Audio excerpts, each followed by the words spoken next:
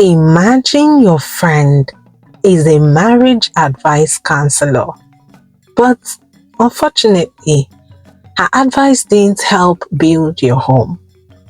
What do you do when the person you trusted most becomes the reason you lose everything? Sit tight, grab your chin-chin, and let's dive right into this powerful story that teaches a lot of real-life lessons. A long time ago, not in a dusty village, but in one of those quiet estates in Abuja, where generators hum like lullabies and everyone knows everyone's business, lived a woman named Adanna. She had what most women quietly desired: a peaceful home, a decent job, and a man who loved her without drama.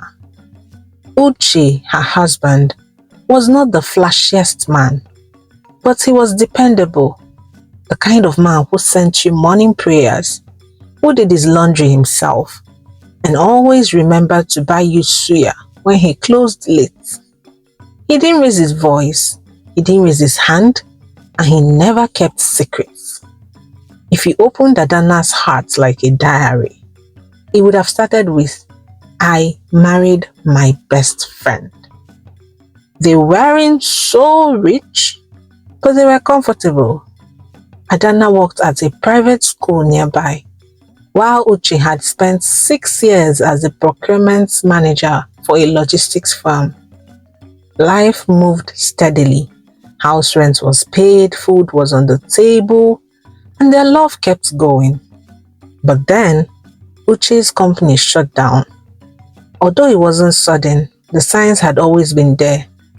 Then came the email one day. Due to restructuring and financial constraints, the company regrets to inform you that your services will no longer be required. Uche was broken, but he didn't tell Adanna that night. He went to the kitchen and cooked noodles for dinner, made jokes about traffic, and kissed her forehead like nothing happened. But the next morning, he broke down in their bedroom, sitting on the floor, holding the sack letter like it was a death certificate. Adanna was shaking, but she held him. "We will survive this, my love. God did not bring us this far to shame us," she whispered, and she meant it. For the first week, everything seemed normal. Adanna packed his lunch the way she usually did, even though he no longer had a job to go to. Uche helped around the house, fixing some broken things, keeping the house tidy, and brushing up his CV and sending them out as well. But slowly, tension crept in. His phone rang less, and gradually he started becoming more and more quiet. Adanna didn't complain, but she didn't like the mood his job situation was putting him in. Then came Cynthia. Cynthia and Adanna had been best friends and roommates in the university. Cynthia was bold, charming, and always full of opinions. After school, they lost touch for a while, but reconnected recently on social media. Now, she was a self-styled relationship coach on Instagram with over 60,000 followers and a feed full of matching couple photos, Bible quotes, and advice videos filmed from her exotic marble kitchen. One Sunday afternoon, she came to visit Adanna with her long lashes, expensive curly wig, and shining red lipstick. The fragrance of perfume filled the room as she entered. They hugged tightly in the living room, sat on the sofa, and laughed over old memories. "So, what's up with your hobby, Uche?" Cynthia asked, sipping a glass of wine. "He's fine. He just lost his job." "Ah, sorry, my dear. Sorry about that. But don't let him start using it as an excuse, my sister. This is how some men begin to sleep." Adanna raised her eyebrow. "Sleep?" "Yes, so today it's job loss, Tomorrow it's mood swing. Next tomorrow he's snapping at you. Nip it in the bud, girl. Keep him on his toes. Ah, no, now, Uche isn't like that, Adanna said softly. Nobody is like that until they become like that. Adanna didn't argue, but the words sat uncomfortably in her spirit.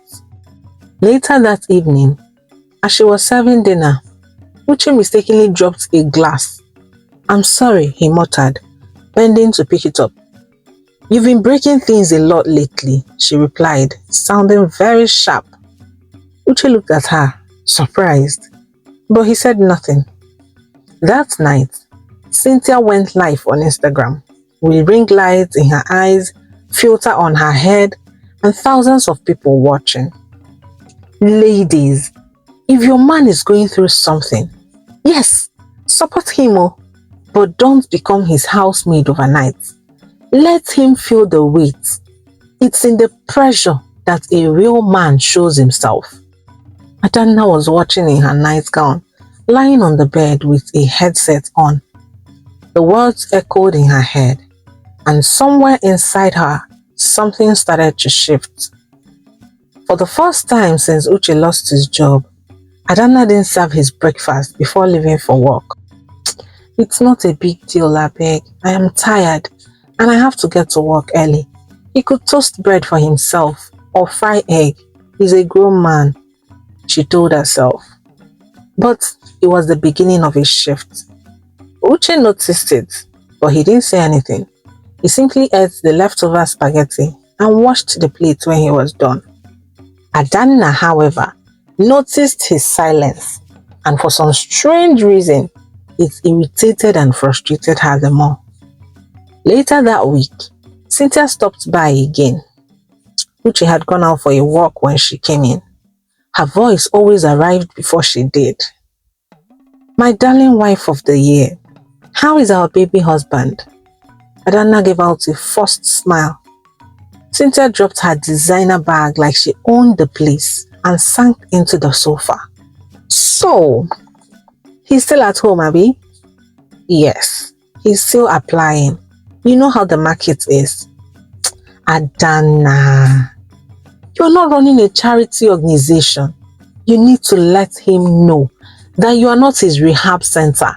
Let him feel the tension. But I'm trying not to make him feel worse than he already does, Adanna said. My sister, beg. A man will respect what challenges him. Stop making life easy. No man sits in a comfortable house and looks for a job with urgency. Let him get up, go out and look for a job like a man. Adanna swallowed hard. That night, she posted a very fine photo on Instagram. Her head was well laid, her lips were glossed, and she captioned it, unbothered, unmoved, unmatched. Uche liked the photo, but he didn't comment. But then, the big shift was brewing. One day, Cynthia invited her to a small girls' hangout. Nothing wild, just cocktails, talk, and laughter. Adanna hadn't gone out in weeks, so she said yes. She wore a short mustard gown that she hadn't touched since before she got married. She dabbed on her red lipstick and sprayed more perfume than usual. As she stepped out, Uche was sitting on the couch watching a documentary. You're going out?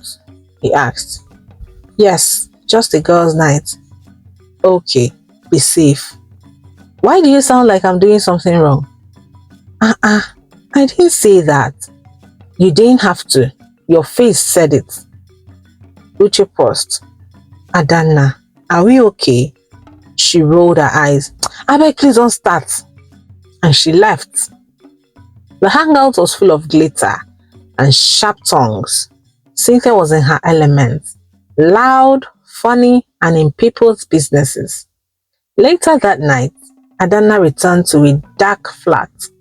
Uche had already gone to bed and left her a plate of food uncovered in the microwave. She did her nightly routine and went to bed without saying a word. The next few days were blurry. It was obvious Adanna was looking for something to fight Uche for. She threw side comments back to back, but Uche kept his cool. She stopped calling to check in as usual, and she started replying Uche with singular words. When he tried to hold her waist one night, she flinched. I'm tired. You're always at home, you won't understand. This blow was below the belt, and it hit home. Uche sat up with hurt in his eyes. Adanna, what is going on? You tell me. You've been moody for weeks. Because I lost my job. And I'm tired of pretending like it's not affecting me too. There it was. The truth. Finally out in its glory. Uche nodded slowly, then stood up and walked away. Adanna sat on the bed, vibrating with anger. The next morning, Uche greeted her like nothing happened. Good morning, dear. Hope you slept well. But she answered bluntly, giving him some attitude. Uche then offered to fry plantain for breakfast, and Adanna snapped again. Why are you always in the kitchen these days anyway? Have you turned to a houseboy? He looked at her, stunned. I just wanted to help. Help? Help or distract yourself from the fact that you haven't sent out your CV this week. Uche dropped the bowl of plantains. Adanna, what are you trying to say? I'm saying that you need to stop pacing around the house like you are a ghost and go out and find a job. Is that hard to understand? The silence between them was heavy, but Adanna didn't stop. She was on fire now. You think I enjoy footing all the bills?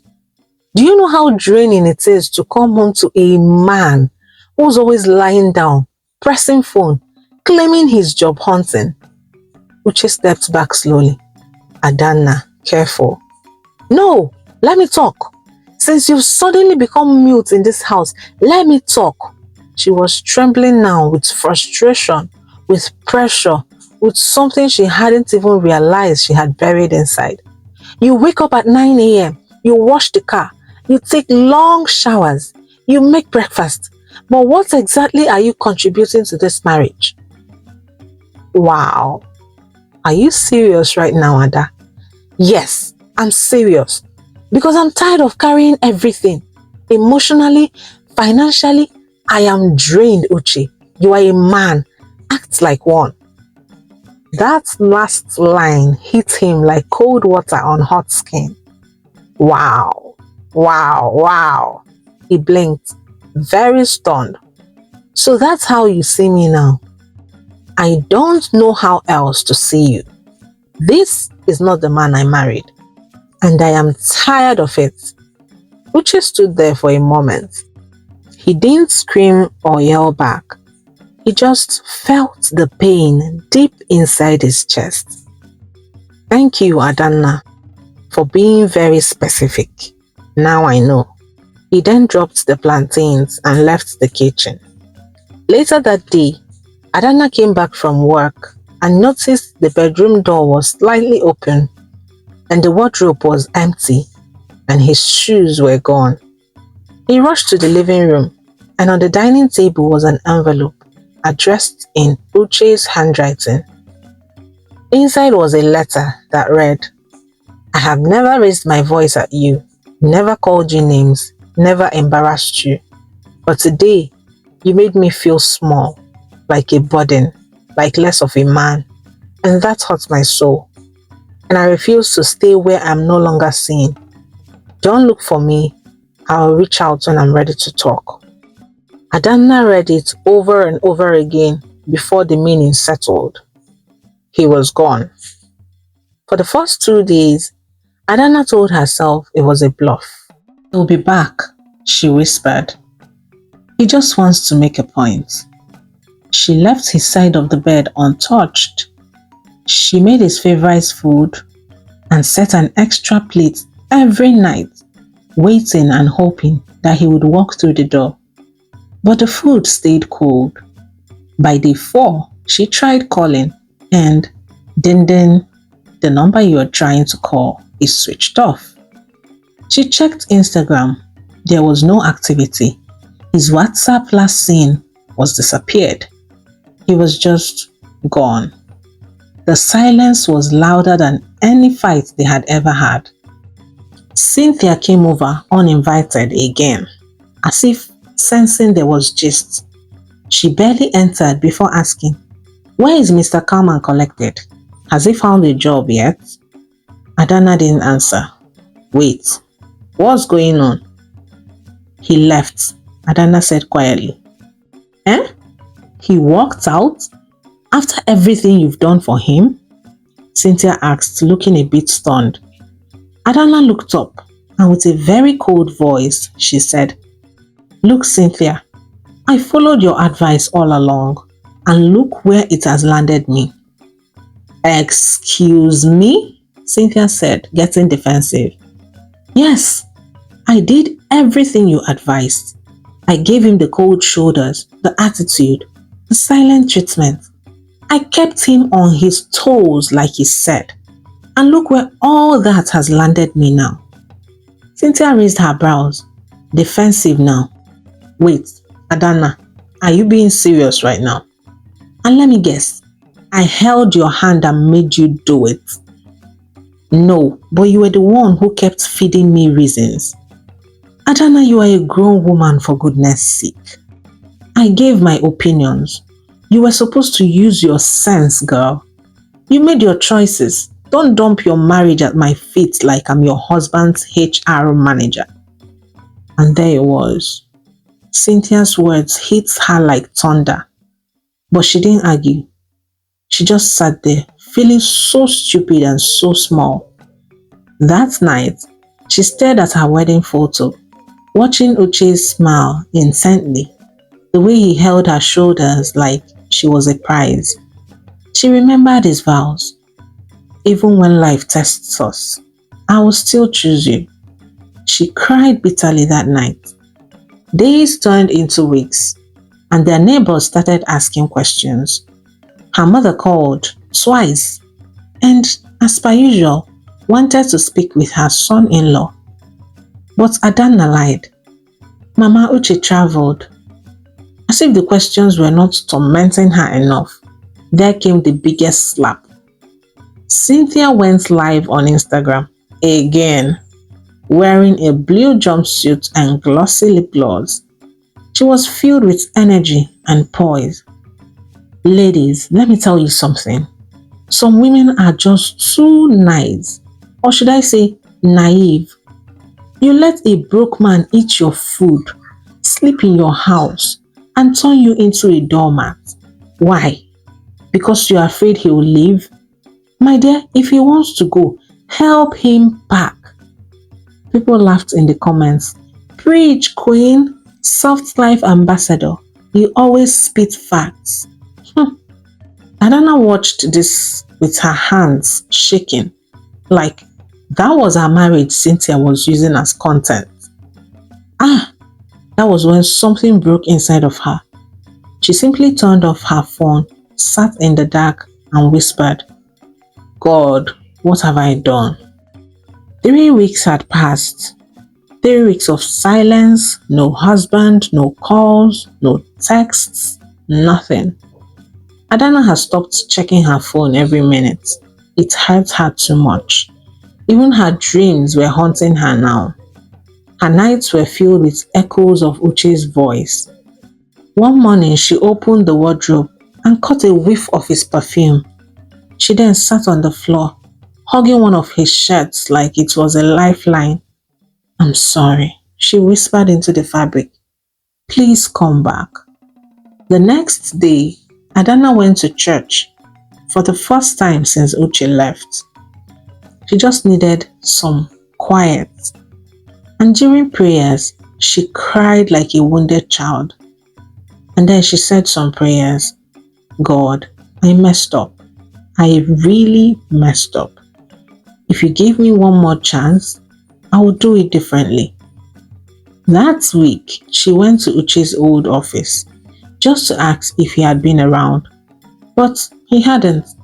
She checked with one of his close friends, but he refused to speak. "Adana, let him be. Uche is not the kind of man to walk away for nothing. If he left, it's because he was deeply hurt. I know, I just want to make it right, she said softly. Okay, got it. Thank you for the reminder. I will let him know once I reach him, he said coldly. Meanwhile, Cynthia was still online, shining. At least it looked that way. With her new wigs, luxury perfume reviews, and her usual Wednesday live. Ladies, let me tell you something. If your man is jobless and comfortable, you are the man in the house, she said. Adana watched from her phone again, lying on the couch, wrapped in an old hoodie. The same Cynthia, the same rehearsed smile, the same performance, she thought. But something was different this time. Cynthia looked tense. Her smile twitched every now and then, and she kept glancing behind the camera, looking over her shoulders. Meanwhile, the comment section kept buzzing. Queen, you are our relationship compass. Men should fear you. But then it happened. The bomb dropped. The door behind Cynthia opened, and a man who happens to be her husband stepped into the frame. He was calm and was holding a folder. He didn't smile at all. The comments exploded. Wait, is that her husband? This is not a skit, Abby. Who is that guy? Cynthia tried to maintain composure. Babe, I'm live. I know. He walked closer and leaned in. His eyes were dead cold. Since you're giving marriage advice, give them this too. He dropped a brown envelope in front of the camera, which read, Divorce Papers. Your followers deserve the truth, Cynthia. What are you doing? Cynthia whispered, panicking. I am ending the performance. Then he turned to the camera and said, She hasn't cooked in months, and we barely speak. But she comes here and tells you guys how to run your homes? Receive sense, he said, and walked out of the room. Cynthia was very much speechless and stunned, but she managed to quickly end the live. But then, it was already too late. The internet had already grabbed the whole drama. Within minutes, screen recordings flooded Twitter. Instagram bloggers reposted with captions like, Soft life ends in heartbreak. Relationship coach, coach yourself first. Now motivational speaker, they spoil marriage. Her name trended for all the wrong reasons. Adana saw it all. She was stunned to see that Cynthia's marriage wasn't perfect after all, the way she painted it. And honestly, she was pleased that she was able to see the truth and see Cynthia for who she really was. It was almost 1 month of no calls from Uche, and Adana was losing it. They say the hardest thing to do is to admit you're wrong. For Adana, it was humiliating and painful, but was very necessary. That Sunday afternoon, she sat on the floor of her room when suddenly she remembered someone that might help her and reach Uche. Uncle Pascal. He was Uche's former boss and close mentor. He once gave a toast at their wedding, and he liked Adana. Maybe he could help, Adana thought. So she dialed his line. Uncle Pascal, it's Adana. Please, I need your help. He listened quietly as she spoke, through tears, and then he assured her he would help. 2 days later, she received a call. Come to my office tomorrow, 10 a.m. sharp. He agreed to meet you. That night, Adana couldn't sleep. Her heart was beating like a talking drum. She wondered what she would say, if he would listen to her, if he was still hurt. The next morning, she dressed simply and didn't even bother to put on makeup. All she cared about was to get her home back. She arrived 10 minutes early. while Uche walked in 3 minutes late. He looked tired, a bit slimmer, but was still Uche. He didn't smile. He just sat down across from her and folded his arms. You asked for this meeting. Talk. Adana's throat tightened, but she took a deep breath and began. I don't deserve your time. I don't deserve a second chance. But I came to say thank you. Thank you? Yes. For loving me. For enduring me. For walking away when you needed to. Because it forced me to finally look in the mirror. He said nothing. She continued, tears welling up in her eyes. I broke your trust. I let someone else's poison enter our home. I made you feel small, like you weren't enough. And for that, I am deeply sorry. I won't beg you to come back. I just want you to know that I see you now. And I see all the efforts and the sacrifices now. Still, Uche kept mute. She reached into her bag and pulled out a handwritten letter. I wrote this, in case you ever want to read it. It's not an apology, but rather it's a love letter from a woman who loves you deeply and doesn't want to lose you. She stood up. Take your time. I'll wait as long as it takes. And then she left. That evening, Uche sat alone in his friend's apartment. He read the letter once, then twice. Then he closed his eyes and could feel tears welling off his eyes. This was the love of his life, and that is what made the hurting deep. The next day, she didn't hear from him. But 2 days later though, she opened her front door and found a delivery bag sitting quietly on the mat. She looked around, but there was no one. Then inside the bag was a small transparent container and a note that read, make me some jollof with extra pepper, just the way you hate it. Her hands trembled. She let out a laugh of relief and called immediately. Thank you, baby, she said. I am coming home, he replied softly. After a few hours, he walked into their home. There was still a bit of tension between them as they sat to eat the peppered jollof. I'll earn your trust again, but I'm not in a hurry. I'm just glad you're back, Adana said. Uche smiled and said, I appreciate that. As for Cynthia, Cynthia, after the life disgrace saga, her followership dropped by almost 40%. Sponsors pulled out, brands avoided her. Her husband moved on quietly and lived the quiet life he longed for. People stopped watching her lives. Her comment section became a ghost town. She started venting online, crying on live, telling followers that people are wicked and that she's doing self-love now, focusing on herself. But people bashed her and trolled her because the internet doesn't forget. One rainy evening, Cynthia saw Adana's family photo on someone else's Instagram story because, of course, Adana had blocked her after Uche got back. Cynthia saw her and her husband smiling, looking peaceful. She zoomed in on Adana's face and it looked free and happy. Her plans fell flat on its face, seeing that the couple were thriving while she languished in loneliness and sadness from the online trolls. Okay, Naya Padis, that brings us to the end of today's story. But I will leave you with this. When your home is whole, protect it. Not every advice is wisdom, even if it comes from someone close. Just because a friend talks with confidence doesn't mean they know what's best for you.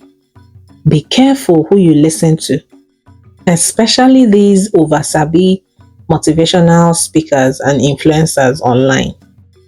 That's my own take. But what's yours? I would like to hear from you. What did you learn from Adana's story? Please leave me a comment in the comment section below. Let's interact there, okay? Thank you so much for watching my videos till the end. As usual, my MVP paddies. Don't forget to like and share this story with someone who needs to hear it. Remember, don't let anyone dim your shine. I'm Naya, and this is another story that speaks louder than noise. See you in the next one. Ngwanu, bye!